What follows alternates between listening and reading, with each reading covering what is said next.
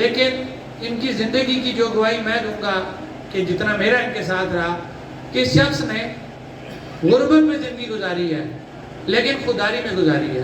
کبھی بھی کسی سے اس نے مانگا نہیں ہے.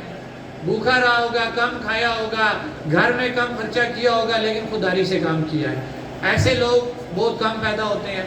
پھر میں ایک اور بات کروں گا کہ آج سے آپ 25-30 سال پہلے چلے جائیں.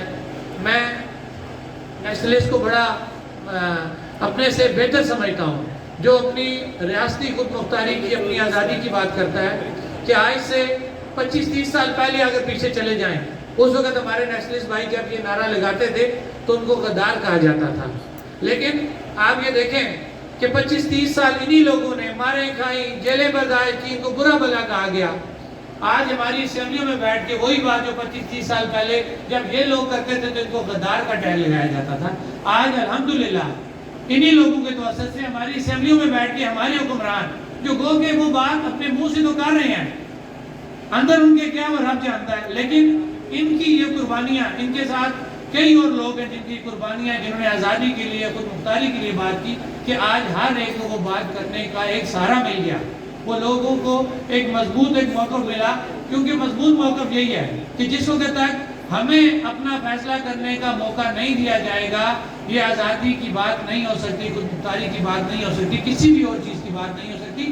اور ریاست میری ہے, اس کا فیصلہ میں نے کرنا ہے. ریاست آپ کی ہے, اس کا فیصلہ آپ نے کرنا ہے.